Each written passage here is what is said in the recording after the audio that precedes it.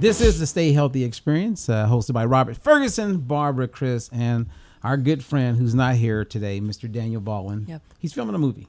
Yeah. Or a TV series or something like that. You said a pilot, right? A pilot. Yeah, which yeah. I believe it'll get picked up. But Daniel's a good guy, and his mom has this big cancer research organization where they are committed to raising the awareness and doing the research for breast cancer. And so I know he would love to be here. We're both very happy that you're here. Yes. And, thank you for making time, because you're like a walking part of history. She's been everywhere. I have. I mean, I know we're going to talk about, breast cancer, but Yeah. your life is like, man, I I mean, know. we could sit here and talk to you for hours. For sure. Thank you. I mean, so let's start with, like, when did you know that you wanted to get into law enforcement? I think I knew like right around the my latter high school years, 11th to 12th grade, I wanted to be an investigator. And so I set out with the thought of going to the FBI. But when I went to school and I majored in criminal justice, when I graduated, I went to the federal building to apply. And right in small print, it said that in addition to a bachelor's degree, you needed to have 3 years of law enforcement experience. And that just kind of threw me for a loop. And so I decided to go ahead and join a local agency. And that's what started me off in that career. And I started with the sheriff's department, processing with them because they, handled all the jails for women in the county system. And they were open to women that were shorter. I look taller than I am, but I'm only 5'4". And so LAPD wasn't hiring at the time, but then that's when the lawsuit came about that the Franchon Blake lawsuit that dropped the height requirement. And so rather than stay in the sheriff's system and work in the jail for 5 years, I decided to go with LAPD so that I could promote within that 5 years instead of staying in the jail. Right. And so that's how I ended up going with LAPD. Wow. Now, what was childhood like? Because in my mind, I'm going back to 1980. I'll never forget. I remember what was going on. My mom had a bright orange Cutlass Supreme back in the day. She worked for General Motors. But in my family or the environment I was in, there wasn't a lot of people talking about what worked out for you. Like who was the person who influenced you? Was it a school teacher? Was it mom, dad? Oh. Well, I was born in Kansas. Then my mom moved us to Detroit when I was about 7. Stayed there for about 7 years, and then we moved out here at 14. My mom transferred. She was a social worker, and then she ended up working for American Airlines. But we ended up out here. I was 14 years old. And at that time, I thought I wanted to be an attorney. And so when I was in high school, I had an English teacher because I was really good with creative writing. And so I had an English teacher, and she knew that I wanted to be an attorney, and she talked me out of it. She said there's an overabundance of attorneys, and they're underpaid. So I said, 2 things that are not good for me. Yeah. So she actually talked me out of it. And that's when I started thinking more towards law enforcement. Wow. And so that's, how it happened. I didn't grow up with anyone in law enforcement. Didn't have anybody in my family that was, an attorney or anything like that. And you speak about the Cutlass that your mom had. My uncle, actually, when we moved to Detroit, was with my mom's only brother, and he was a foreman at Ford Motor Company. Okay. And so we drove, Chevy Impalas and stuff like that. Yeah. So did you have anyone try to talk you out of going into law enforcement and any of that? Because I'm sure that wasn't a popular. It wasn't popular. Right. And my mom being a single parent, because my dad died when I was 11. And my mom, me being the only girl and having 2 brothers, she didn't want me to go. She was scared. Heck yeah. It was risky. And so, but I was always a tomboy, and I was always very strong-willed, and I wasn't scared. I wanted to do it. It was something I wanted to do. It wasn't my dream to stay on the street. Right. I always wanted to be an investigator. So I knew that at some point I would come out of the field and be, in a detective assignment in some way. And so that's why she kind of she was still scared, but she, did what I wanted to do. Wow. She was okay with that. She was followed your supportive. heart. Well, it's interesting, before we, came on air and had this conversation for everybody to listen in on, we were talking about, the period where 1980, you got into law enforcement, and from that time, going up to the Rodney King and the O.J. Simpsons, and having a touching on the Mark Fuhrmans of the world, and share a little bit about that. I know. It's like, boy, she can go. Yeah, it was crazy. I mean, I did live through the whole Rodney King thing. Incident, which changed a lot of things on the police department with protocol as far as the way we did things, and then as far as Mark Fuhrman, I was a young officer at West LA Division, and at that time I was what they called a P2, so it was like I was on probation for a year and a half, and then once you're off probation, you automatically become a P2. And then you go to the other ranks once you promote, you test and all that. So I was a P2, a brand new P2 at West LA when I met Mark Fuhrman.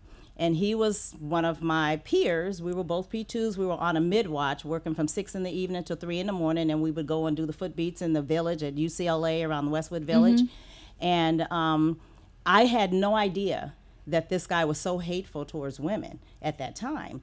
And so whenever myself and other people of color, whether it was male or female, were working, he would ostracise us. And if any of the male white officers spoke to us or said anything to us, he would actually ostracize them and say, no, you're not supposed to be talking to her. You're not supposed to be talking to him.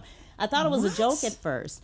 And so it got so bad on our shift with him ostracizing the African Americans that one of the lieutenants who was on the shift said, it's got to stop because it was becoming an issue. And one night I was assigned to work with Mark Fuhrman, and he stood up in roll call and he refused to work with me. He told the watch commander, I'm not working with her. And the watch commander and the rest of us thought he was joking, and he was dead serious. And the watch commander told him, you're going to work with her. And then we went out in the field.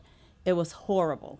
We literally fought all night. Oh my gosh. Until it got to a point where we went to a burglary call up in Mandeville Canyon, those huge properties, dark, and he refused to get out of the car.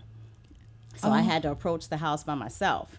And at that point is when I said, this guy is serious and it's dangerous. Right. So then I went back. I said, take me back to the station. Got back to the station, and I told the watch commander, I said, I'm going to go home sick if you don't change my partner out. Putting you at risk. Yeah, it was risky. So long story short, that was that night. It was following that when I would be working with one of his friends, we at that time had what we called mobile digital terminals, where you would send messages to the radio, the operators, the dispatchers, or you send car to car. And he would send messages to our car. And because I was the passenger, I would be the one responsible for the messages. Right. And that's when he would make comments like, oh, you need to go dance on Soul Train, you don't belong here, and things like that. And those were all transmitted in writing, so it was documented. And it was after that time in 1986 that the LA Times decided to do a story on it, because it had come to their attention about the Men Against Women organization that he started. And I was interviewed as part of that. And so then you fast forward to the 90s when OJ's case happened. That was up in the West LA area. And at that time, Mark Fuhrman had then promoted and become a detective. And because of his history and Johnny Cochran pulling, everything out, all of the arsenal out, in this case, he decided that, this guy, he's a racist. He's a known racist. And we know that he probably planted that glove. Right. And so then that became like the headline at that point, and that's where I came into play, is because they went back to that 1986 article and saw that there was evidence that he had started these hateful organizations. And they, at that time I was a detective, and they were camped outside of the station waiting to interview me because they wanted me, Johnny Cochran's team wanted me to go to court and testify that Mark Fuhrman was in fact a racist. How does a guy, with that type of attitude, go from where he was to becoming a detective? I know. You know what I mean? Like, how did he stay in? You know what? There had been a lot of instances where he had tried, to claim that he was stressed and all of that, and the department still did not take any action against him for the things that he did, nor try to stop him from promoting based on him claiming that he was stressed and all that kind of stuff. But he was just able to prevail because it's a civil service process that you test through. So it's the city. You apply, and if there's nothing that stops you in your package, like, some kind of an order or some disciplinary action that's taken against you, and there was none against him. For all these things that he did, there was no discipline that was associated with it. So he was able to move forward. Oh, wow. So people could complain, but there was nothing formal that came There was nothing that formal that came out against him in the way that would stop him from promoting. Okay, got it. And so he took the test. He passed the test. Went for interviews. And you have to remember that at that time, the way that the department was set up, it was still a male-dominated environment, and you still had people who looked like him who were going to be accepting of him no matter what. True. Right. No matter what was in that package, no matter what his reputation was, they were going to still support him and allow and overlook the things that he had done. Right. And so he was able to move forward and make detective. All I could think about was if you could take some of technology today, like with our smartphones, go back to during that moment when you were in the car and he was sending those little messages saying you should be on Soul Train. Right. You could have sent him a photo and said, well, I was on Soul Train. By the way, how you like me now? I know. And at the moment I was like, did that? I was on Soul Train. But with that life in your career, so you ultimately become a captain. Yes. Wow. When did breast cancer show up? Was it before then or after? It was before then. Breast cancer showed up. I was a lieutenant in charge of a unit at Internal Affairs. And I had like 17 detectives that were working for me, sergeants and detectives that were working for me. Great job. I loved it. We were at an offsite in Burbank. And I just happened to go, I was working so much.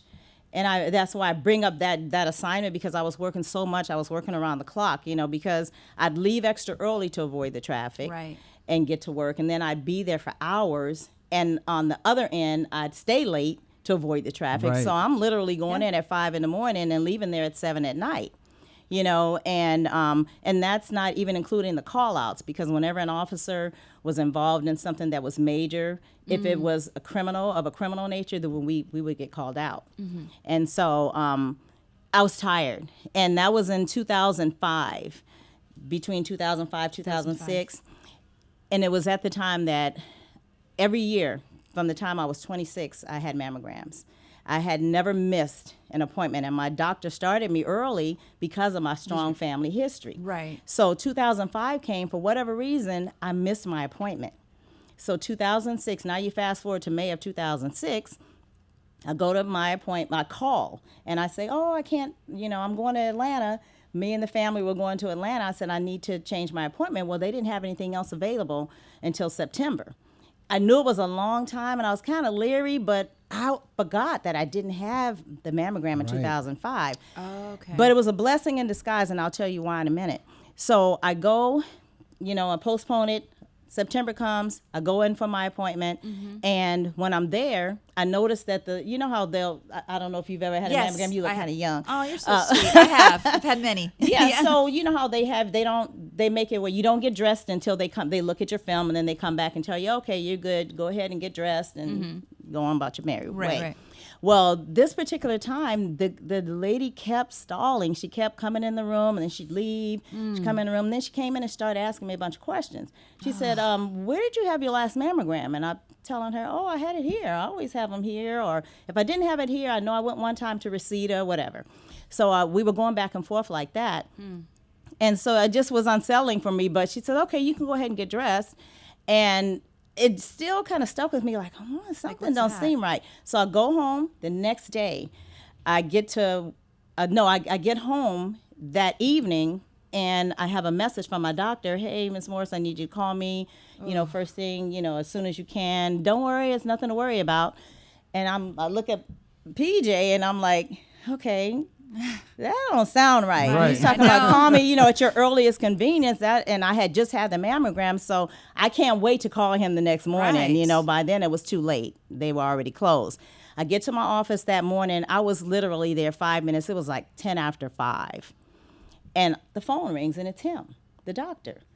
And he says, "Hey, Mrs. Morris." And I said, "Okay, what? Like, Right. it's got to be something wrong if you calling me this early." Oh my goodness. And I just got knots in my stomach. And he says, no, we just need you to come back in for some additional views. Just want to make sure, everything is okay. So we set that up. I go back in, and then I get the call after that visit. And he says, "Yeah, it looks like a suspicious mass. I need you to come in and go see Dr. So-and-so for a biopsy." And now I'm really scared. And so Oh, man. I go in and I have the biopsy, and what they were prepared to do the biopsy, review it right then, and then go ahead. If it was cancerous, they were going to go ahead and do a lumpectomy all at the wow. same time, Oh, so I wow. wouldn't have to wait. So I was grateful for that. Yes. The blessing in disguise was that it was 2 centimeters, so it was small. But the thing was, if I had gone in May of that year, They wouldn't have They seen wouldn't it. they seen wouldn't it. have seen it. And I had an aggressive form. So had, months passed until the next May, I wouldn't have been expecting to go back to the next May. And I'm sure I probably would have seen signs, because I had started to see, like, my one breast was engorged a little bit, but I was like, I'm eating ice cream every day. I was literally eating Cold Stone ice cream every day, and I was losing weight. And that's why I tell people all the time, you got to listen to your body. Right. So 'Cause you felt like a difference. I noticed that my left breast was a little bit engorged, but I didn't feel any pain or anything, but I was losing weight. I was just losing weight. Right. And I thought it was because I was working around the clock and just not eating enough or whatever, but I was literally eating Cold Stone every day. I was just craving this ice cream. And so it was just a blessing that I had gone when I did in September, because no telling, they told me that my cancer or my tumor was an aggressive form. 6 months, I would have been out of here. Wow. wow. It would have advanced that far, that fast. I was just about to ask. It was just like a 6-month time frame. That's so scary. Yes. So And what stage was it when they discovered it? Stage 0, because it hadn't attached to any lymph nodes. They Okay. took the sentinel and 2 other nodes out, and there was none present there. They checked the margins, there was none there. And so it literally was contained in the duct, and it was that 2 centimeters. And it hadn't traveled anywhere. The worst thing, though, is that it was triple negative, so it wasn't receptive to any kind of estrogen treatment or anything. So the only thing they could do for me is offer chemotherapy. Which you did, right? Which I did, because I wanted to live, and that's the only thing they could offer me. Otherwise, it would have just been a chance of it coming back. And with my strong family history and not being able to take anything like tamoxifen or anything like that to keep it at bay, I said, let's do it, And at that, And the story's in the book, it's right? all in there. Okay. Yeah, it's all in there. We're all gonna get this book. Yeah. We're gonna read your Yeah, story. I take you through it, step by step, but I intertwine it with what was going on at work. I Right. talk about my family history and how I came up, and what's most important that I talk to young women about is that when my mother was diagnosed with breast cancer, she was 42 years old, and I was 22. I was in college, and all I knew at that time was that breast cancer, chemotherapy takes your hair out. I didn't put any more thought into it than that. And so in my mind, in hindsight, I don't feel I was there for her, because I didn't know. I would go to her doctor's appointments with her. I was there with her when they found the lump. The doctor actually found the lump and then sent her for a biopsy and all that. And but it just didn't register with me. I was doing my thing, and I talk about that in the book. How I was just off doing my thing. And so by the time it came back, I was 35, and So she had the second- recurrence. Okay. She had the recurrence because she had the radiation. Got She had it. radiation, and she didn't have a mastectomy or anything. But they only opted to do that because at the time she had just had some major surgery before that, and so they didn't want to put her back under, and so they opted for the radiation on the breast. And so I heard later that, and I saw this on 2020, that generally when women have radiation, it sometimes pushes the cancer cells to the back. And I think that's exactly what happened to my mom, because 8 years later, they found it in her bones.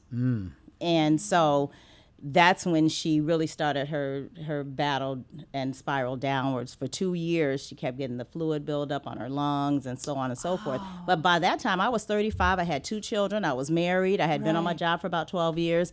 And I was way more dialed in, way more supportive. I mean, I literally took care of her. Myself and my husband took care of her for those last 2 years, you know, where we were there for her and making sure that she was at her doctor's office and going to all of her appointments and everything. And so that was, you know, the thing that was going on with that. When you reflect on when you found out that you have cancer, same as with your mom, what's going on mentally? Like my thought, I mean, obviously I haven't, but my mom is just got diagnosed with stage 0 breast cancer for the 3rd time. Wow. And my aunt is going to surgery tomorrow, 2nd time. And I've never asked them this question, but my compassion and interest to come close to understanding so I could have more of myself, I can give more of myself to support them, is what's going on in that moment. Is the thought, how can I live? Is the thought, what do I eat? Like you know what I mean? Like, what? Take us inside. Yeah. Wow, that's a great question, because for me, I had so much stuff going on. You know, with work, my oldest daughter was up at San Jose State in college. She was in her senior year. My youngest daughter was living on campus here at CSUN. You know, my husband is working around the clock because he was a homicide detective. And so I was just thinking at that time, that was in September. In August, when my daughter went back to school up at San Jose, she had a coach who had come down with breast cancer. She had just been diagnosed with breast cancer, but my daughter had been calling me, Mom, something's wrong with Coach, because she didn't show up for this, she didn't show up for that. And so then at some point later, maybe a week or so, then she finally found out that she had breast cancer. And so my daughter was devastated because she remembers at 7, my mother dying of breast cancer. So she was afraid. So I'm now in the process of going with my testing and finding out what's going on with me. So the first thing that came to my mind was, I can't tell her. Right. I can't tell my other daughter because they'll be devastated if I tell them that. So I told my husband, I said, you know what? I just want to go to the biopsy. I don't want to tell the girls. I want to, if it's benign, then no harm, no foul. And if it isn't, then I'll tell them then. But I don't want to tell them now because I'm telling you, my daughter was so torn up about her coach. And so my husband was like, no, they are grown. You got to tell them. Because what if something happens to you on the table? What if something happens, you know, during that biopsy? You know, that won't be fair. And I said, yeah, you're right. So the girls come home, and one of their friends was there. My youngest daughter's friend was there. And so the girls were bickering about something. And I lost my patience, and I said, you know what? I have stuff going on. I don't need this. And they both stopped in their tracks, and they goes, what's going on, Mom? They knew. No, they could What's feel wrong? it. They knew. And so I said, I don't want to talk about it. And then they start crying. And I was like, so it was like they really knew something was wrong because I never complained, you know, and they always saw me as a trooper, you know, I'm just doing my thing. And so we stepped away from the friend and went and sat on the steps, and I told them what was going on. And my youngest daughter, she just stopped. She says, let's just pray about it. And we stood there and we sat there for like, it seemed like an hour, but it was only a few minutes. And we literally prayed. And after that, I felt so much better. And I was so glad that my husband had told me, no, you need to tell them. You shared with them. But my whole thought was, I don't want to affect anybody around me. Right. I want to keep things as normal as possible. And that was my goal. You know, I never felt, and I don't know why, I never felt that I was going to die. I didn't. And even after getting that diagnosis and the doctor saying, this is all we can do for you. And the thing that really bothered me and really kind of set me on the right path was I was at Facey Medical, which is where my primary doctor was. And I was going through their oncologist.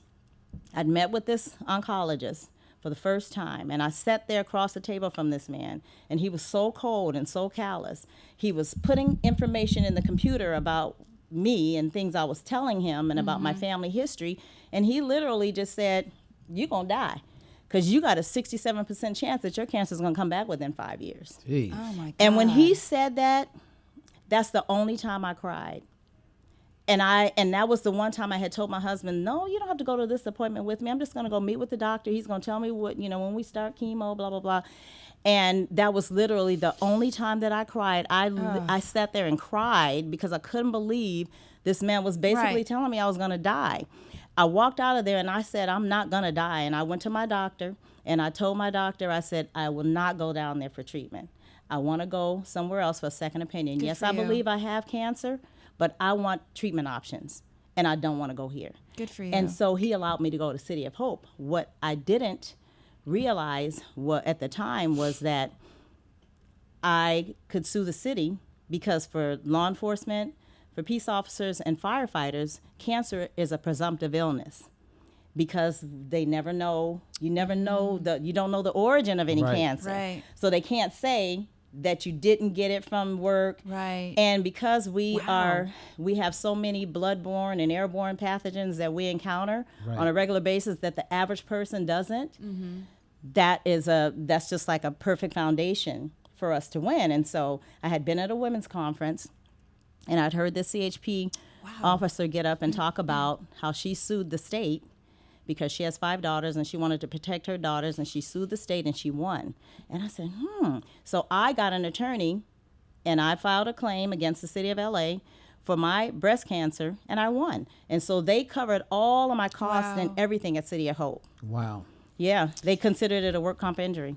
All I can think of as you're sharing that story is how strong you are. And having a supportive family and having, being a person of faith. Then I think about the woman who isn't that strong. Yeah. Right. How that guy, that basically, he put her on the path to die. Exactly. And that's why people like me and other people who have it, you got to share your story. You have to share your story because then you empower other people. And that has happened to me so many times when I've spoken in large groups or when I've spoken in small groups, especially at like my book signings for Mama's Curse. Almost undoubtedly, somebody always comes up to me afterwards and says, oh, my God, I was just diagnosed with breast cancer last week, and I don't know what to do, and I'm afraid of chemo, and they start asking me questions. And I tell people all the time, if I just touch one person, that's good to me, because that's just one more person who might be able to overcome this and not succumb to it just because of their mental. Because it is a lot about mindset.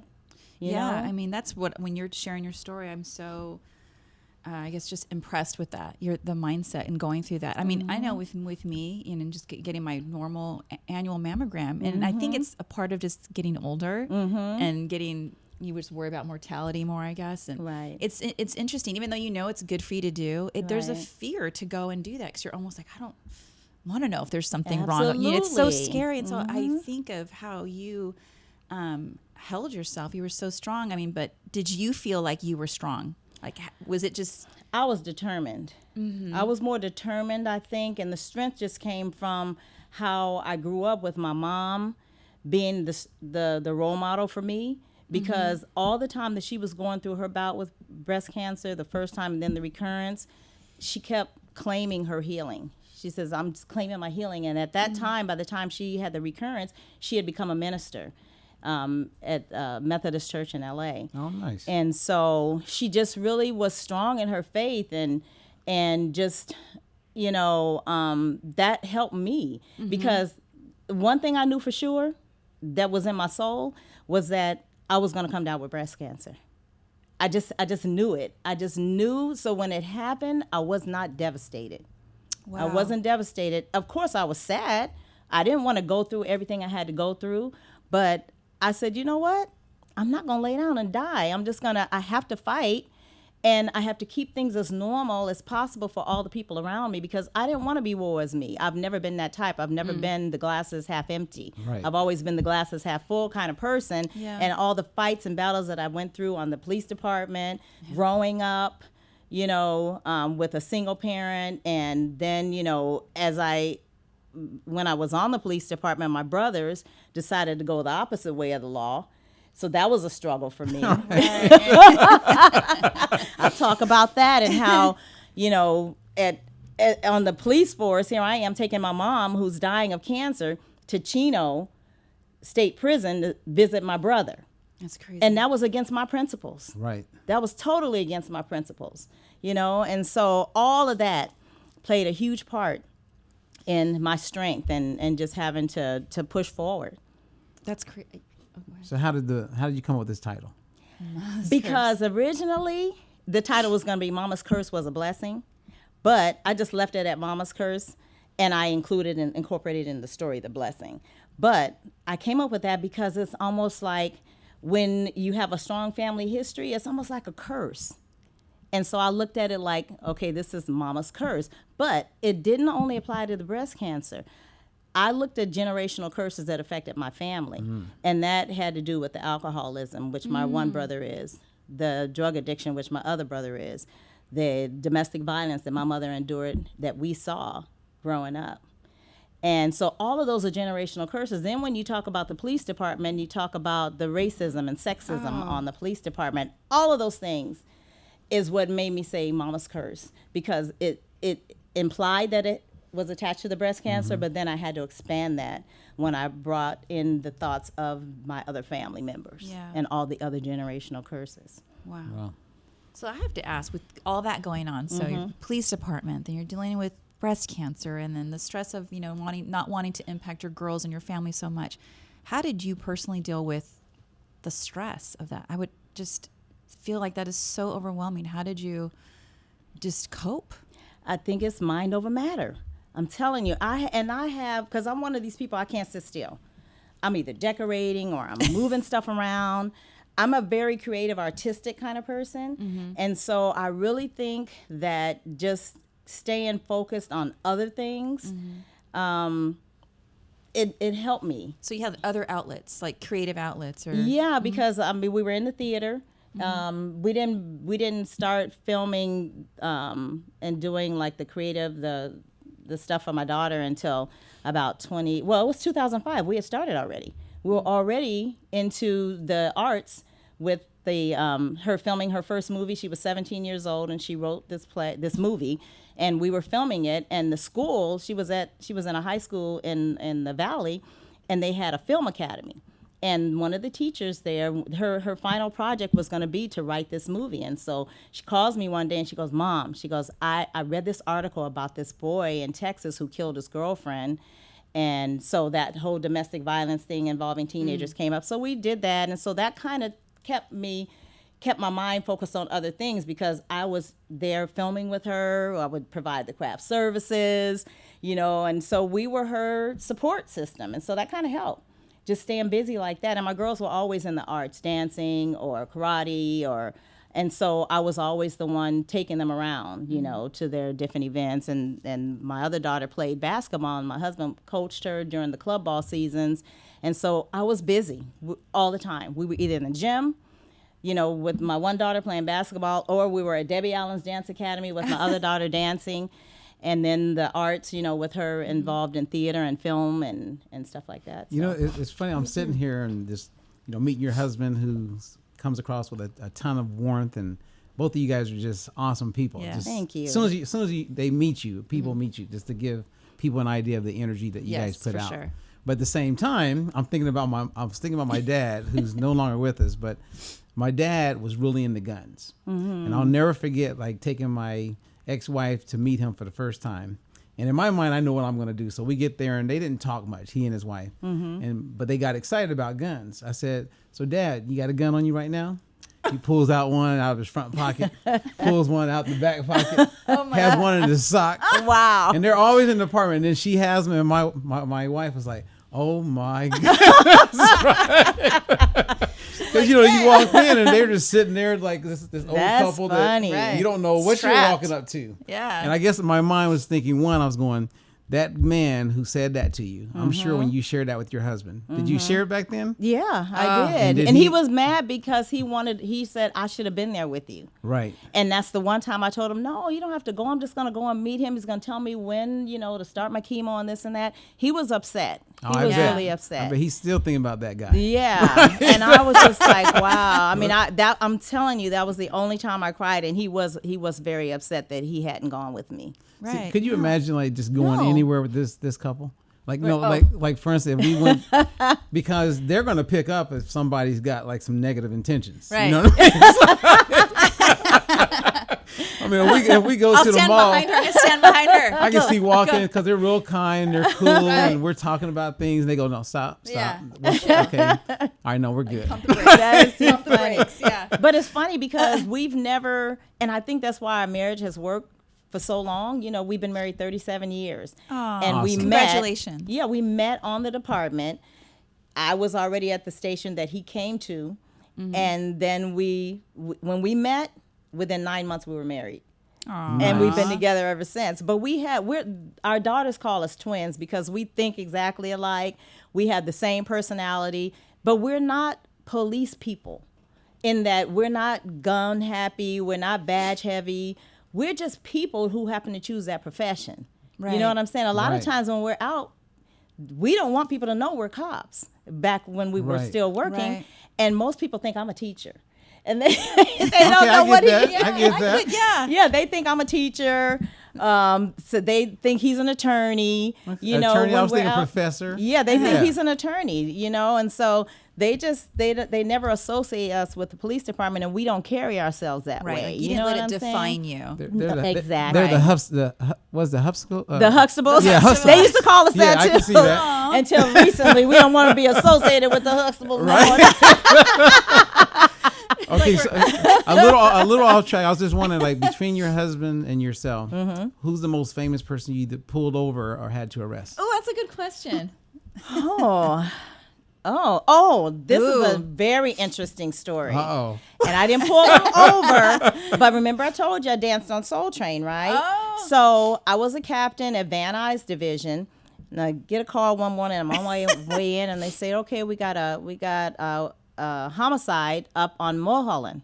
Need you to respond," because the captain usually responds to all homicides.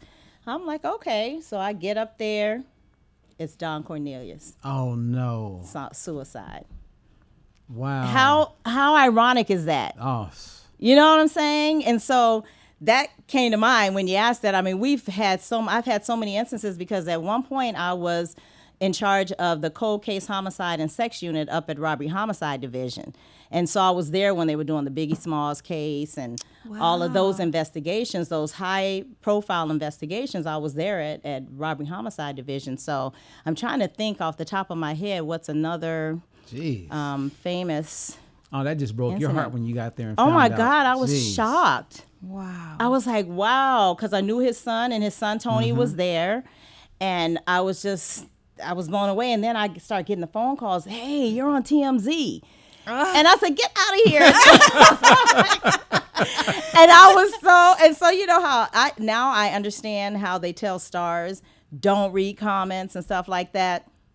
These people were on there saying I looked like a man, and I wonder if he abused her. And I'm like, oh my God, that's horrible. But yeah, I show up and it's him, and I'm just shocked. I'm like, wow, how ironic is that I danced on Soul Train as a teenager, and I would be the one to respond to his suicide. Jeez. Okay, so what is this book? Okay, so Gertrude Bellamy, Homicide Detective, is it's a fictional series, crime series that it's based on a black female homicide detective, LAPD detective, and the stories in there are all based on or inspired by true LAPD investigations that I investigated. Wow. And there are real murders that are infused in there that my husband handled. Wow. Wow. Man, there's some good stuff. I'm like, oh, read it So now. that's one of four. I'm working on two. I'm almost done with two, and I'm going to end it with four, and it ends in the year 2020. So that I'm a little bit behind because I need to have the information from 2020 to put into the book. So I have real life instances that are infused in there, like when Aaliyah died, I make comments about that, and just real true life stories, that are infused in there, or facts that are infused in there. Are there any of the cases that you've worked on that still haunt you, or like, I guess you'd say haunt you to this day, whether they're solved or unsolved? Yeah, there was one when I was a young officer at West LA where there was a man, he was, I don't remember if he was in the movie industry, but his two sons killed him. And I responded to that scene. Oh. It was right up off of The Sunset. Melendez? No, it wasn't the No. Melendez brothers. It was before that case. Oh. It was in the 80s, but I just remember that's really eerie to me. Every time I would pass that house, it was eerie to me because when we walked in there, the son is the one that greeted us. Ooh. And then we later found out that he and his brother are the ones that killed the father. Oh my goodness. And so that was always eerie to me. I'm trying to think of another. I've had so many I'm sure. instances with regards to, I'm trying to think of another case. I can't think off the top of my head, but I know the Don Cornelius one was very crazy to me to be there. Now, with your training, though, and with the detective work, did you take a detective approach to dealing with breast cancer once you were diagnosed? I did, That's a good question. but I did that before I started my treatment. Once I found out, then I started Googling, how does breast cancer look? How does it affect, what is triple negative? What is, how does the estrogen affect me, or why can't I take it? I was dizzy by the time I was done going through, looking Right. up everything, looking to see what it looked like and all of that. So I did a lot of research. Wow. I did. And I had already been doing I had already been walking for years, like with the Revlon walk for breast cancer, Oh, right. all the walks. If you name one, I did it. Okay. I was there every year. Well, I'm glad that you went to City of Hope Me too. because that's where she met Laura. Yes. And, yes. And Laura is how we connected, of course, Wow. through Kevin. That's and Laura's part of awesome. the OWL program. right. And so as you fast forward and you see what we're doing with this Yes. platform, our goal is to help reduce the potential effect that took place when you met that oncologist. Okay. Because when my mom got diagnosed with breast cancer, Right. I remember her having a horrible experience when she went to a nutritionist. Oh, really? So she went to two. One said eat soy. The other one says, oh, stay away from it. And it was that confusion that it was almost she was being bullied. Fortunately, like you being strong, she had a son who's a nutritionist. Right. And so I could help with clarity in that area. But at the same time, she experienced that cold experience too with the oncologist. And we're not putting oncologists down because No, but Laura still. and Dr. Hannah, I mean, they're great people. But Right. we know that they can't be with people That's right. all the time. Yeah. But Laura was huge for me because she was so sweet and so welcoming. When I showed up at City of Hope, I actually did not fear going there. They made me feel a sense of comfort. It was her and Dr. Somlo was her doctor. And I remember when I was getting ready to take I was studying for captain, and I had already scheduled I had applied to take the test. And I told my husband, I'm like, man, so should I still go? And he's like, you know what? If you get up that morning and you don't feel like going, don't go. But at least you're already signed up to go. And I say, go if you feel like it. And so I told Laura, I said, I got this doggone test coming up. And she had already told me you can't have any coffee. They didn't want you to have caffeine. And so I said, I have this 8-hour assessment center test that I have to go to. And that was after my second treatment. So I was early on into my chemotherapy. And I was worried about the chemo brain that they talked about and all of that. And she's like, okay, you can have coffee that morning. And I said, okay, thanks. And I just remember that for some reason she was just so supportive, So I just felt good going there. And I knew that it was a National Cancer Institute. So I knew that they would have a lot of clinical trials and things that would be available to me that I might not get somewhere else. Right. And that was a real blessing to go there, to be able to go to City of Hope. And then meeting her and Dr. Somlo, they were just like, as soon as I walked in, I just felt instantly welcome.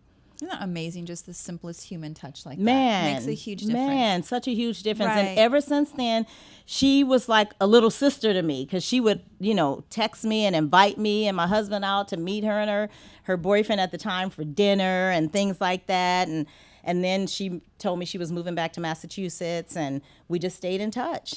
That's And so cool. it's so cool. Yeah, but she's a sweetheart.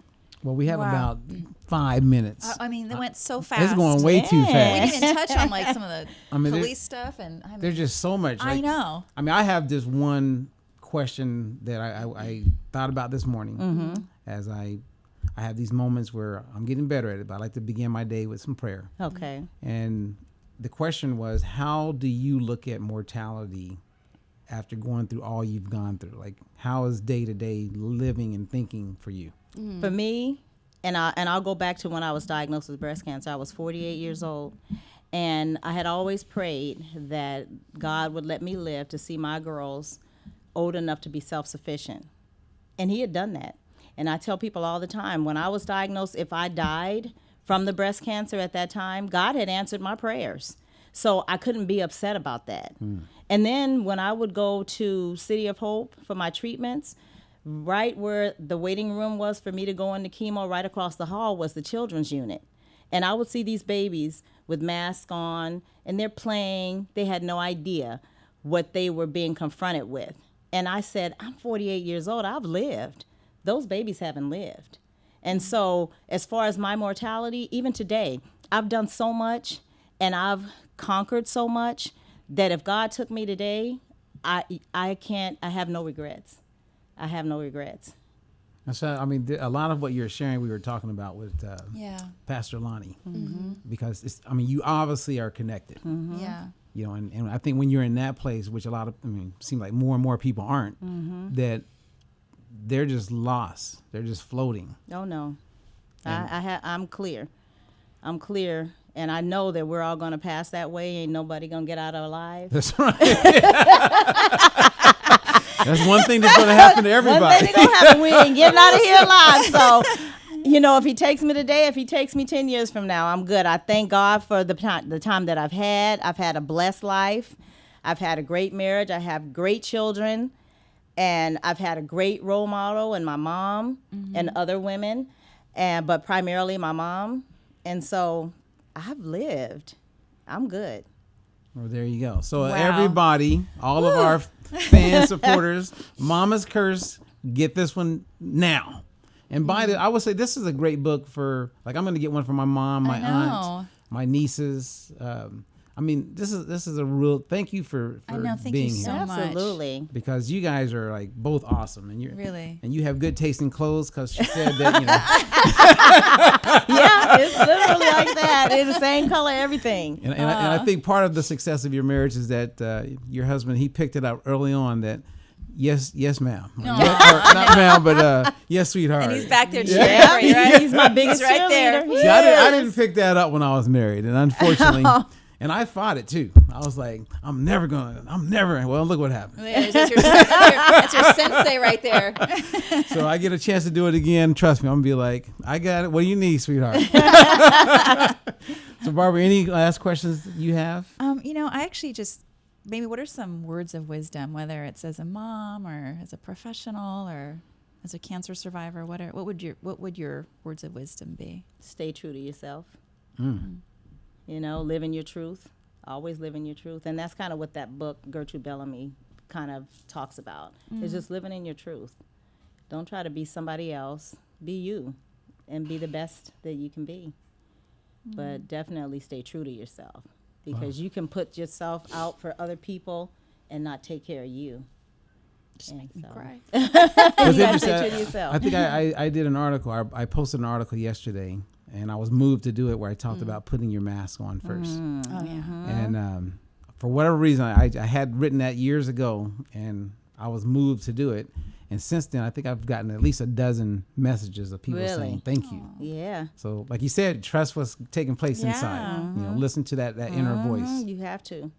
Well, and so we've made available, like, your website for people to go and learn more about you and the family business, and Yes. because it's so diverse. You. We just scraped the surface Oh. today. The surface, and I would love to have you back, and sometimes maybe we could even do the interview at our headquarters in Monrovia. Okay. Or we have an office in Encino. Great. Or we have you come back to beautiful Ventura, California. Whatever. I'm down. I got a car. We'll travel.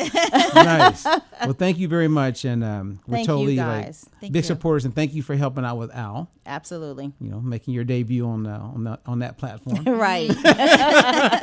And as we always encourage people and share with people who listen or watch this show, we want them to get healthy, be healthy, and as always, stay healthy. Nice. Thank you. Boom. Thank you. Hello, everyone. This is Robert Ferguson, and thank you for watching our show. Now be sure to like, subscribe, and click on the bell so that you are notified whenever we upload new shows. Again, thank you for watching.